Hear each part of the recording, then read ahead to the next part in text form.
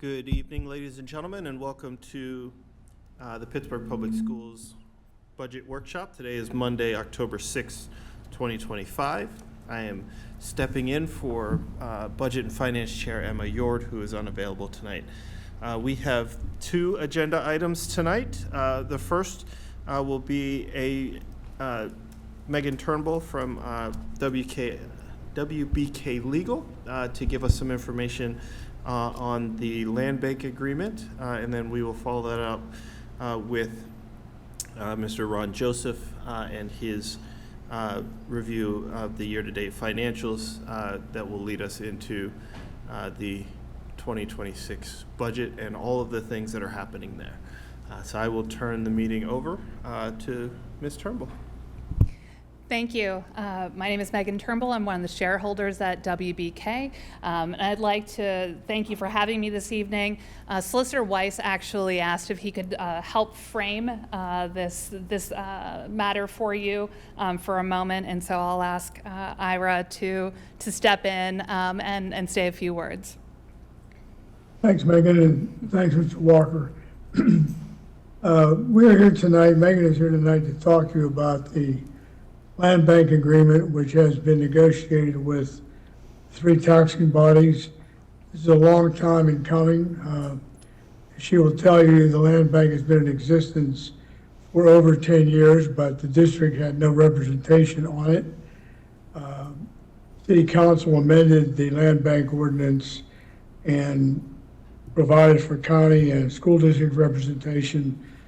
And Megan, who has had experience with land bank agreements in other locations in the county, handled this and brought this to where it is today. And so she will review it with you, and then we will confirm whether this will be on the board agenda for this month. So Megan, please proceed, and thank you for being here. Thank you. So in advance of this meeting, a memorandum and a copy of the agreement that we're discussing were circulated. Please feel free to let either myself or Solicitor Weiss know if you haven't received those, or if you'd like to have those circulated again. What we're talking about this evening is a land bank, which is functionally a land recycling tool designed to remediate blight and do it in a different way. On the municipal side, a lot of times those taxing bodies are really focused on blight, but in a very hands-on way. They are the ones doing code enforcement, they're receiving phone calls. From the school district perspective, these same issues are incredibly important, and I'm sure you'll hear some correlations as you go through your budget meetings, because underlying all of those issues of blight are, one, opportunities for redevelopment is one corollary, and the tax base itself and neighborhood stabilization are other goals and objectives that are served when we find ways to address blight. A land bank is one tool in a toolbox. It is not a sheriff sale or delinquent tax collection or a land bank. This is an and proposition. Right now, this land bank exists. As Solicitor Weiss indicated, it was authorized by city statute in 2014 and has been an active functioning land bank. But when that land bank acts, it acts singularly on behalf of itself and those who are currently members. The board right now is comprised of 9 members. It's proposed through this action to expand it to 11, adding 1 representative specifically from the school district and 1 representative from the county. At that scale, you'll have 1 member of each of the 3 real estate taxing bodies who are involved and able to participate. So what you can see about a land bank generally here is that it is authorized by state statute, but it is locally created and locally operated. It's operated by a board of directors, and you can see that it has many features of a public entity. The Sunshine Law applies, the Ethics Act applies to its members, annual audits are required of the land bank. And if you ever have an opportunity to take a look at the Pittsburgh Land Bank's website, what you'll see is that all of those audits are publicly available. Their minutes just the same as the school district's agendas. I believe their next meeting is October 10th. They meet every second Friday, from what I can tell from their website. So it's a public entity, and here I have stated the kind of from their website what their purpose is and a little bit of that background. And so in terms of, okay, what is this thing and how does it work? So it targets blighted, abandoned, and tax delinquent properties, and the outward sign of blight typically are tax liens by one or more of the taxing bodies involved in the land bank. You can see that its goals are various, and many of those align, I would imagine, to the strategic goals and the needs of the school district. And in terms of how the mechanics of it, so qualified properties are acquired by the land bank, and there are various ways that a land bank can acquire properties. They can acquire properties through donations. They can acquire properties through treasurer sales, tax sales. They can acquire them on the open market, but that isn't typically what they're doing. And that is because the goal here, again, is to recycle those properties. So there's a quiet title action that typically follows. Those properties, unlike a sheriff's sale, so in a sheriff's sale, kind of throw it out into the open market and see what happens at the sheriff's sale. The taxing body who brings that sheriff's sale forward doesn't have any control over the final disposition. The market, in that very limited way, has complete control over that. In a land bank, however, the properties are going into the hands of that land bank and that board of directors. And so that group then has the ability to do a couple different things. They can remediate the properties if they want to bring it up to code or to take some sort of action. It looks like this particular land bank has had some success over time, receiving ESSER funds and other grant funding to remediate a property and then to sell it. Others, it looks, I could see that they had taken a parking lot and then transferred the parking lot to an entity that could use it that was adjacent to that area.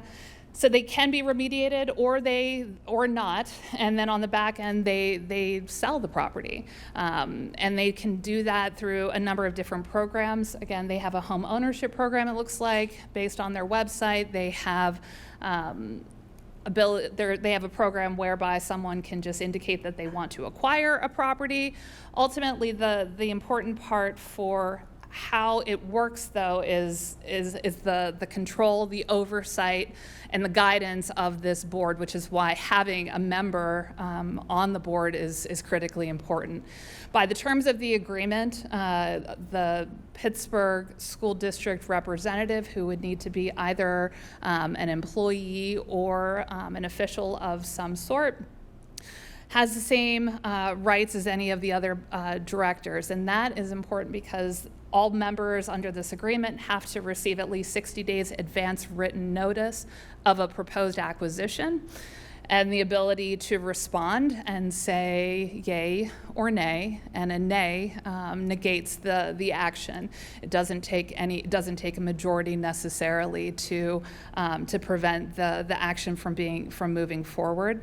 And same with the disposition on the back end. So once properties have come into the land bank, any of its board of directors can decline a possible disposition, sale, transfer. And so there is a lot of power and an important role for any singular member, and particularly one for the school district, that you would acquire by joining on to this intergovernmental cooperation agreement.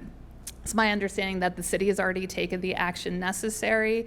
The land bank itself has taken the action necessary. As of last week, it's my understanding that this item is moving through the county, and all indications that I have seen, at least, are that is moving smoothly, with the destination of in fact being adopted by county council.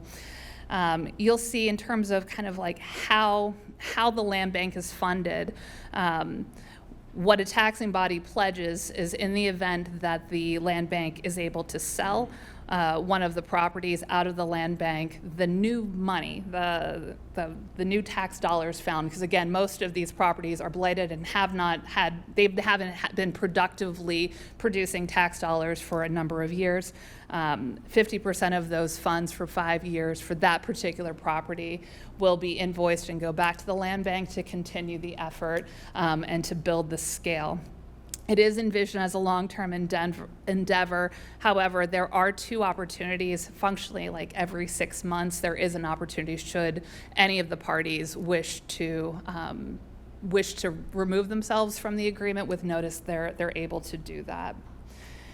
And so in terms of what are some of the advantages, I do think that the equal participation is important, because right now the land bank is able to exonerate your liens through those quiet title actions with or without your participation. And so to have a seat at the table, I think, is an important advantage and something that is gained through this exercise. You do have the opportunity to have an intergovernmental activity, and they do have a very small staff, but a professional coordination of that land recycling.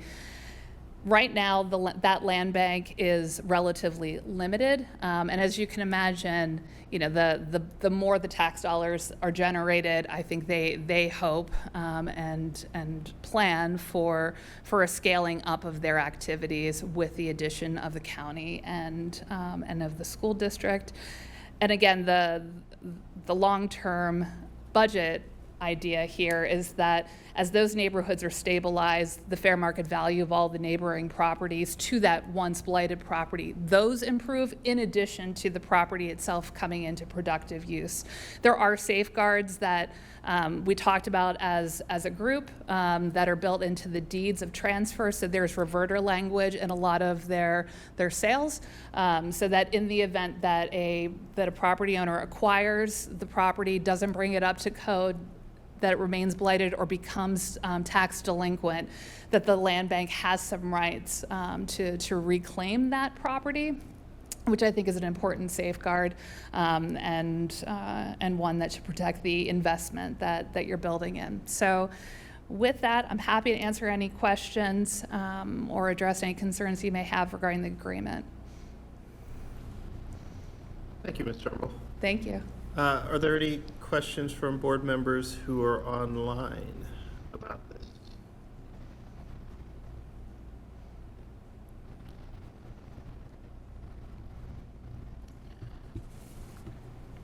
I don't see any. So I do have. Sure. I just wanted. So I'm like fully on board with this. I've been part of this kind of process for the last, I don't know, year or so that we've been talking about it. But just so folks know, right now, like, correct me if I'm wrong, but like the time frame to turn around one of these properties can take like years in some instances. And with this agreement, what we're hoping to do is like shrink that down to like months. Yep. Is that correct? That is correct. And so I think, from my perspective, having had these conversations with Councilman Wilson and others from the URA and the land bank, like this is just like a win-win all around. Yeah. Not only do we get representation, but we can more efficiently kind of turn these properties back into tax-producing, safe. Is this not? I can hear it, but it's not working. Is that better? Oh, well, I guess we'll wait to see if that's better. I don't know. Dave, give me a hands up or a yes or something. We can hear you now. Is there a little thumbs up? All right, cool. So I'll set all those words for everyone in here, but the reality of this is like being a part of this, approving this through this board, not only gives us representation on this board, but it expedites a process that can help revitalize communities, turn properties back into tax-producing properties, and just is good all around. So I will, yeah, thank you. Thank you. Are there any other board members' questions? I just had a quick question. Sorry, I put my hand up, but I don't know, my reactions aren't working. What is it that we're deciding on tonight? So tonight it was more just an explanation. I think we can decide, since there are enough of us here, if we would like this to be an agenda item added to this month's agenda for a vote in 2 weeks. Okay, that's what I thought. Thank you. Yep. Mr. Barker. Just really quick, and forgive me if you already said it. The board is already active, and if so, how many board members do you already have? Yes, please. So the Pittsburgh Land Bank is active. They've been active for a number of years. There are 9 members to that board right now, and it's a combination of elected officials, appointed officials, and community members. So there is a broad base of stakeholders that are currently involved, and there's also, and it appears both in their strategic plan and then also I think in their actual work, you can see an effort to utilize their powers and their recycling kind of throughout the city. So you see references on their website to north, south, east, west, central. I mean, it looks like they're very thoughtful in the way that they approach that. All right, thank you. You're welcome.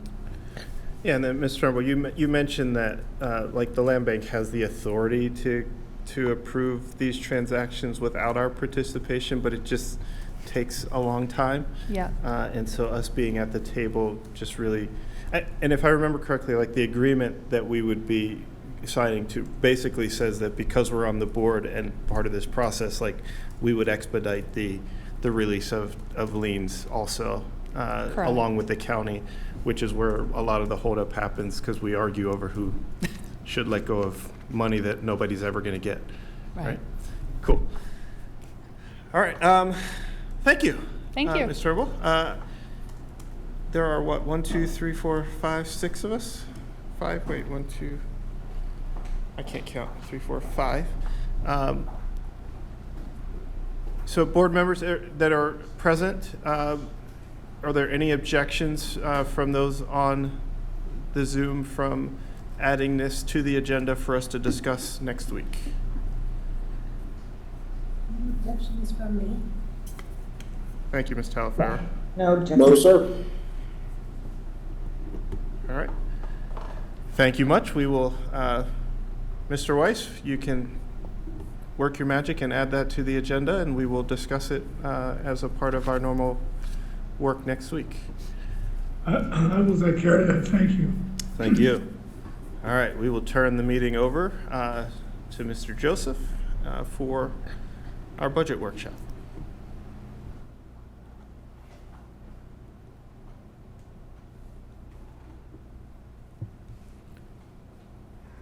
Thank you, Mr. Walker.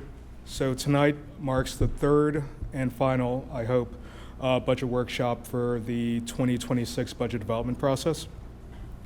So as part of tonight's agenda, I'll do a review of the year-to-date financials. Oh, I thought it was. Okay. So I'll do a review of the year-to-date financials through the month of August. I'll do a preview of what we anticipate the 2026 budget to be at this point in time, offer some budget scenarios, and discuss next steps. So if we look at our state revenue, it's uncertain at this time due to the budget impasse, but looking at our projections through the first 8 months of the year, most of our revenue is on par with the budgeted amounts, if not slightly below the budgeted amount, but nothing to worry about at this point in time other than the fact that the state budget has not been passed, but we'll touch on that a little bit later. One thing to point some attention to is to the far right of the screen, the charter reimbursements. That was something that was new for the 2024-25 budget year, and that was something that in the governor's initial proposal for the 25-26 year, that was not in the budget, so that is something that we cannot rely on for upcoming year, so that's something that was removed from our projections going forward. So as I mentioned, the budget impasse is entering the fourth month with no end in sight. This means that we're currently not receiving funding from the state, and this means we're not receiving our basic education subsidy, special education funding, federal funding, Ready to Learn funding, which we use for our ESL program, partly fund our ESL program and our early childhood program. We're not receiving pre-K counts funding, our Head Start supplemental funding, and we're also not receiving the reimbursements that we typically receive for transportation, Social Security, and retirement. During this period of time, we've managed to continue district operations using our reserves on hand, so being our fund balance and the local revenue that we're still taking in. But we've received most of our real estate revenue in the first half of the year, so we're not receiving that much of it right now. We still are receiving our earned income funding, but at this point in time, we're able to operate using our remaining cash reserves, but those cash reserves will most likely be completely exhausted by, this says early December. We update this every day. We're looking at early to mid-November to exhaust our cash. At that point in time, we'll have to liquidate some of our investment assets and to be able to bridge the gap. And we're hoping to try to get through the beginning of the fiscal year, at which point we can pursue other options like issuing a tax revenue anticipation note to be able to bridge the gap to when we would get our real estate funding in. So our goal is to try to get us through the end of this year and the beginning of next year, so we can take appropriate steps to be able to continue our operations.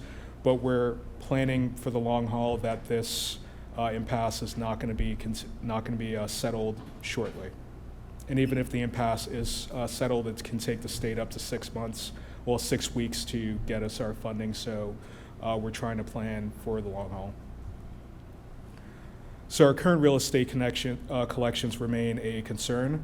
So if we look at the very first slide to the far left, we see that we're over $6 million down from last year's totals and our budgeted totals for our real estate taxes. So I'll get into the components of that decline in the next slide, but you see that we're still relatively strong in terms of our prior year tax collections. Our earned income tax is higher than last year and also on par with what we were projecting, and realty transfer is down, but that's based on the sale of properties.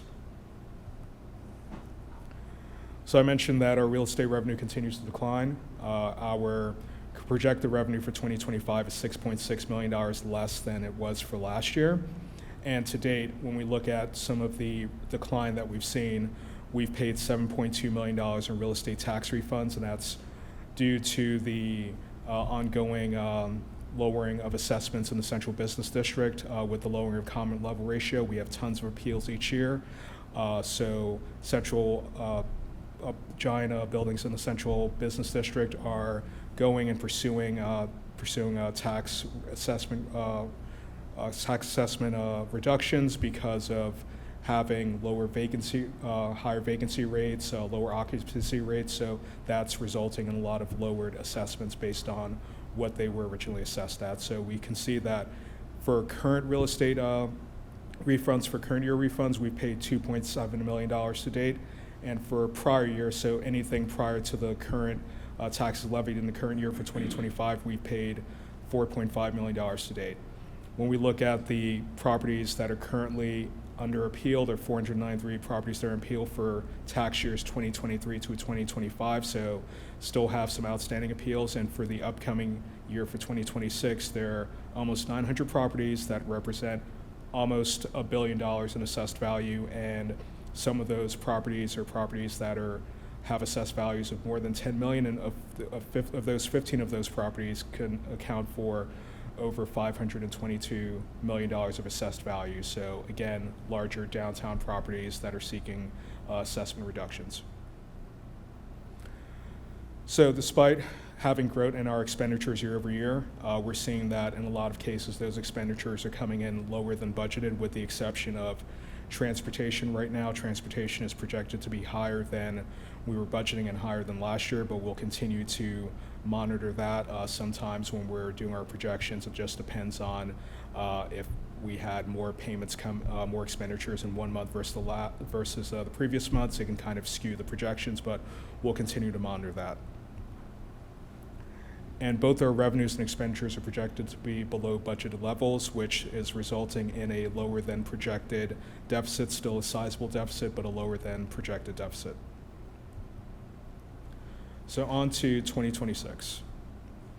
So when we're creating the budget, we use the following assumptions. So on the revenue side, we built in a decrease in real estate revenue due to an increase in the property tax reduction allocation at the state level. We were optimistically assuming level real estate revenue for the current year, but building in that reduction for property tax at the state level. Then we're assuming that we'll have increased earned income revenue and stable state funding, whatever that may be, but assuming that it's not going to grow or decline very much from what we currently have right now. And on the expenditure side, rising salaries and benefits, increasing in utilities largely due to PJM capacity fees, and that's the electrical grid that the state's a part of. Rising transportation costs, increased charter costs based on budgeted expenditures, and also we're assuming that the vacant positions that we have currently are going to be budgeted at full cost, and we'll touch on that later. So if we look at our projected revenue, we're accounting for $718 million of revenue from various sources, whether it be state, local sources, and about $25.7 million of that coming from our fund balance. So continuing to draw down our fund balance to balance our operations. When we look at our largest source of revenue, the largest source being earned income, followed by our state basic education subsidy, then our real estate tax revenue. If we look at the changes, and this is going from what we budgeted for 2025 versus what we're budgeting for 2026, we see that we're budgeting almost $10 million less in real estate income tax revenue. We're budgeting for an increase of our earned income tax revenue just slightly under 4%. A decline in our realty transfer tax based on the trends that we've seen. And also, when we look at our state revenue, other state revenues, we're looking at that being $4.8 million less, but that's largely due to the $3.8 million that we're not anticipating to receive for the charter school funding reimbursement. And one good point is that based on the budget that we're presenting, that we hope to be presenting, that the fund balance is less. So we've lowered the amount of money that we potentially will draw down from fund balance. So on to expenditures, the story tends to remain the same. Our largest category of expenditures, making up almost 50% of our budget, is salaries and benefits, followed by charter school expenditures at over 20%. Then we have our special education expenditures at 13%. Debt service is continuing to decline. It used to be 12% of our budget. Now it's down to 5% of our budget. So a lot of good work has been done to limit the amount of borrowing that we have, which adds to our debt service. And if we look at the comparison between what's budgeted for the current year and what we're anticipating in the budget for next year, slight decrease in salaries. That's due to revising some of the projections for items such as our budget for substitutes that we had that was typically higher than we were actually using. So taking that down, revising our budget for special education in alignment with what we have spent for typically in the past years. For our charter schools, it was budgeted higher, not saying we're having a decline in expenditures. These expenditures are actually higher than they were last year and project to be higher than they are this year, but just making sure that we're actually projecting out more properly our charter school expenditures. So we feel that based on using the actual expenditures year to date, we will have a number that's lower than what was budgeted last year. Slight increase in transportation based on some costs that we're looking at in our special education transportation cost. Utilities increasing due to the PJM fees that I mentioned, and other decreases such as if we go to other objects, planning to hopefully pay less money out in prior tax refunds for the upcoming year. But the big thing to look at is that the current budget, that the 2026 budget is anticipated to be $8.5 million less than 2025.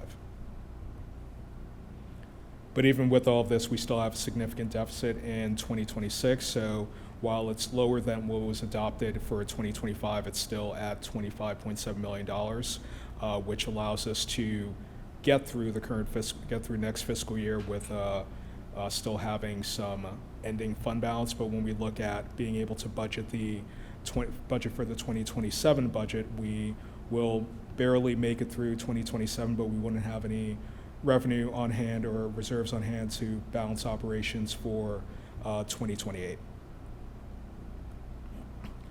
So when we look at budget scenarios, one of the items that we look at, because we present expenditures and revenues, is revenue generation. So if we look at a millage increase, something that we haven't done for quite a few years, based on the state Act 1 index that limits the amount by which a school district can raise taxes without going to a referendum or applying for exceptions from PDE, the 25-26, which applies to our 26 budget year, is 4%. Our current millage is 9.25 mils, and an increase of 4% would increase our millage rate to 10.66, which would be an increase of 4.41 mils. And that estimated increase will lead to $6.9 million in additional revenue. And while it wasn't presented, the impact of that wasn't presented in the figures that were previously looked at in the previous slides, but we are recommending that in the final budget that is passed, that there be a 4% increase to the millage rate up to the index to help to offset that decline in real estate revenue that has occurred year over year for the past few years since the lowering of the common level ratio. So with that 4% increase, our budget will be, our projected deficit will be reduced to $18.8 million, and we can see that that also improves our outlook for 27. Not that we're advocating for 2 years of consecutive increases, but if the board were to opt to do an increase in 2027 as well, that would further position us to have a deficit of $16 million in 2027. Still not fully erasing everything, but erasing our deficit, but it's something that helps us to edge closer to sustainability. And when we look at the end of 27, we actually are close to not having a negative unassigned fund balance. And when we look at another strategy, it's how we budget for our vacancies. And this is something that was mentioned in previous meetings. So currently, and this is a small subset of our vacancies. So when we look at our central office vacancies that are budgeted in the general fund, remember those caveats: central office vacancies budgeted in the general fund, because we're talking about the general fund budget. There are currently 62 vacancies that are budgeted. And when we look at the cost for salaries and benefits that would be budgeted in the 2026 budget for these vacancies, that's about $6.8 million. And I mentioned that we are budgeting those vacancies currently at full cost, so that $6.8 million is in there for those, represents those budget vacancies. But if we make some decisions going into the budget year, we can, by deciding whether we'll staff certain positions or when we'll staff certain positions, that can allow us to have more accurate budgeting and also decrease our overall projected budget. So just a couple of scenarios. Looking at, if we assume that we held off for the first 2 months of the year from staffing those vacancies, that would be a $1.1 million reduction in salaries and benefits. And if we went one more month, so the first quarter of the year, that would be $1.7 million that we could reduce our salaries and benefits by. And if we went for the first half of the year, that would be $3.4 million that we can further reduce off of our budgeted expenditures that could help reduce that deficit even further.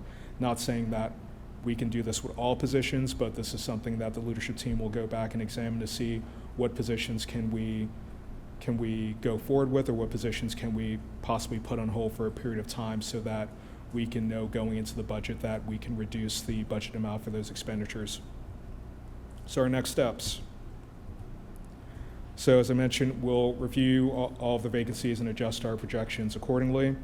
We'll use the revised the actual budget to actual information through September of 2025 to be able to update our projected revenues and expenditures and hope to better refine our budget to be more indicative of what we anticipate to spend for the next year, and then present the preliminary budget at the November Business and Finance Workshop, Business and Finance Committee meeting, which I believe is on November 3rd, still November 3rd. So those are the next steps that we have in the budget process. And Mr. Walker, I'll turn it back over to you for any questions.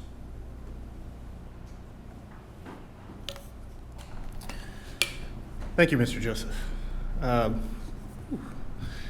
Questions, comments from board members? Devin, I see you. Ms. Telfair, I see you came on camera, so you're up if you'd like to speak. Thank you. Thank you, Mr. Joseph, for your presentation. I don't have very many questions, but I did have one, a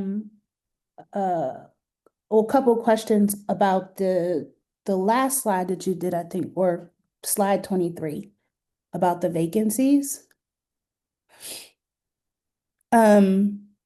So I guess the first question is, when I know you said that you would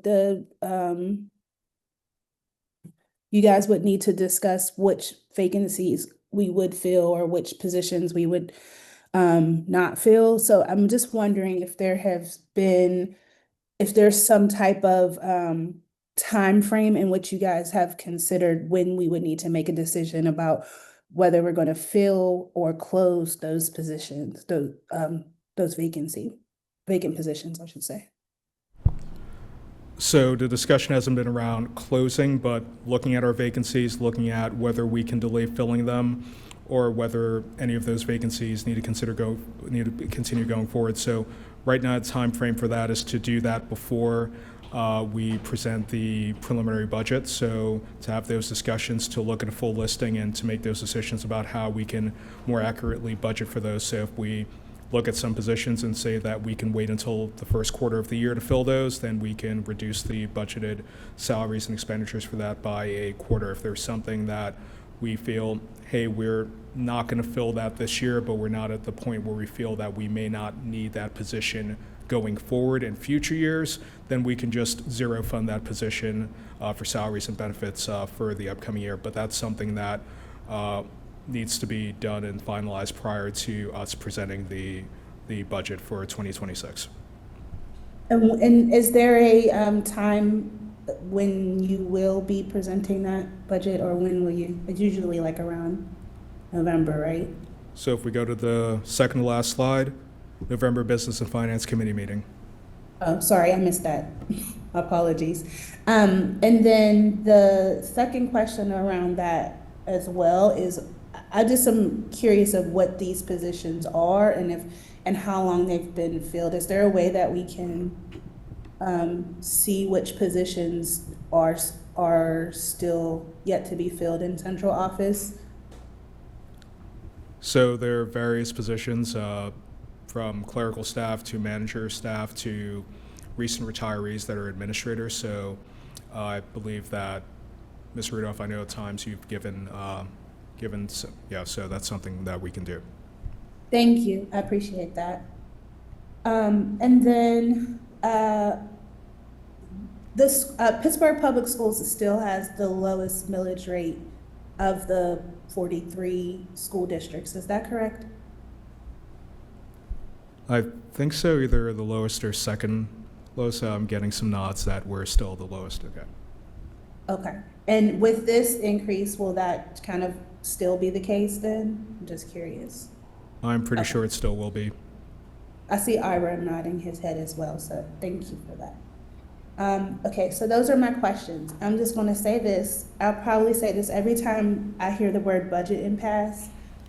You'll probably hear me say how disappointed I am that our state legislators can't get it together and pass a budget and further put school districts in jeopardy of having to make some really critical decisions in how we educate our children and how we function as a school district. So I really hope, I don't know how many state legislators watch school board meetings, let alone our school board meeting, but if you are watching, get it together so that we can pay our bills, so that we can transport our children to school, so that we can take care of the things that we need to educate children in this school district. Because we know that already, the state doesn't really give us what we need to even be able to operate our school district successfully, and it's causing us to have to make a lot of decisions that are going to deeply impact families in this school district. So I really do hope that they get it together, that they can make some type of decision and not continue to delay and hold up the process for what we need to do to be able to operate. So with that, I have no other words to say. Thank you for listening.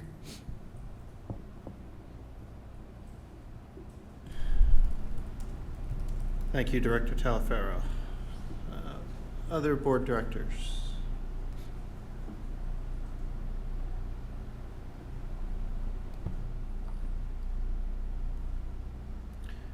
All right. So it doesn't look like anybody else has anything to say. I mean, I will echo what Ms. Talaferro said, right? It's,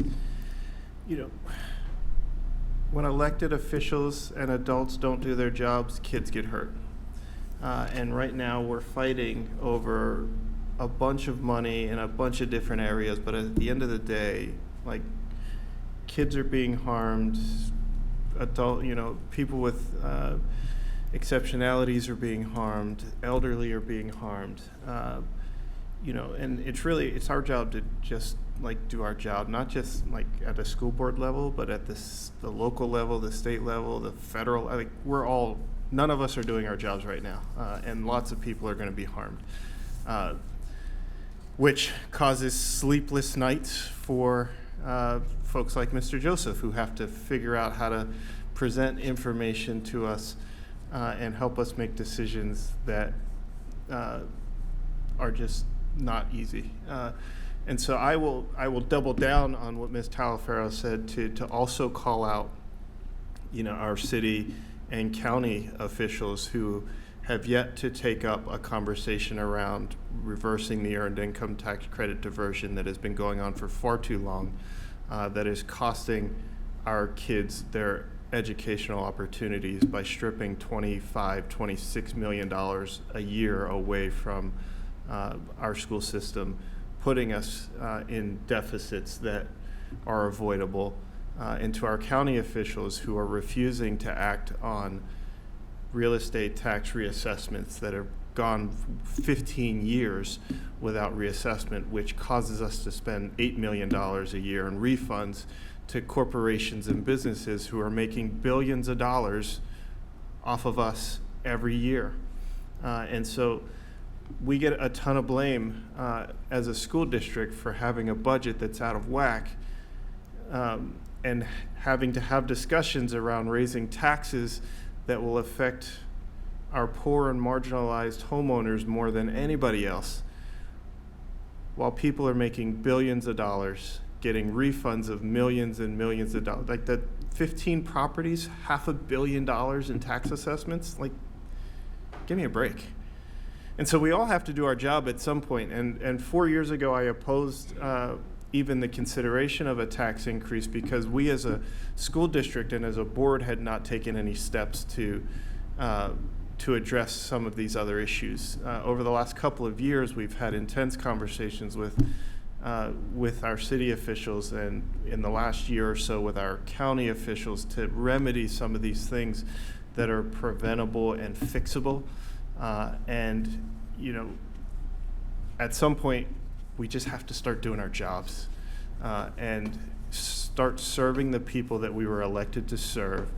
And if we can't figure out how to educate kids, then we're going to be in a worse place in 10 years than we are today, because the people that are making the decisions didn't get the proper education that they were deserved when we started.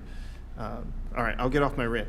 Mr. Joseph, I would love to see kind of a really kind of detailed outline of what of those 62 positions, like which ones are critical for us to staff and which ones we can hold off on and for how long, and if there are some that are not critical, which ones we should just eliminate completely. I think we haven't quite had the conversation around what the Future Ready plan and those implications are, but I'm hoping by the time we get to the November meeting, we'll have a clearer understanding of what some of those cost savings could and would be going forward.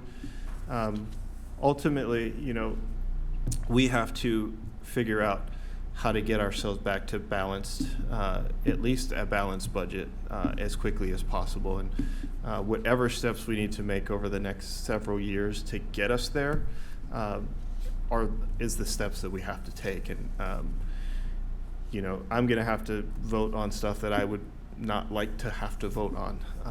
And so I will say it again. County officials, city officials, federal officials, get off your asses and do your job so that we can serve the people of our communities in the way that they deserve. And I'll stop.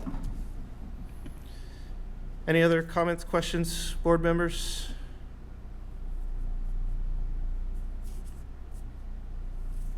All right, I think that is it for tonight. Thank you, Mr. Joseph.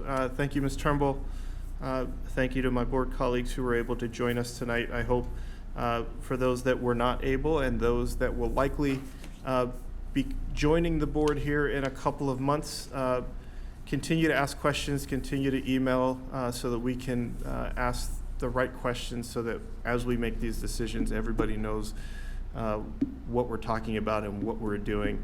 And to our city and county officials, give us a call. We're ready to meet with you to discuss all of these things to get this stuff taken care of, because it's not just Pittsburgh Public Schools that is hurting right now. Every school district in the Commonwealth is hurting right now because of the decisions that are not being made. So with that, thank you all for your time, your attention, and we will adjourn this meeting. And please be safe if you are driving home tonight. We'll see you. We do not have a meeting tomorrow night, so we will see you again next week for agenda review, I believe is our next meeting next Wednesday. So everyone be safe and have a great night.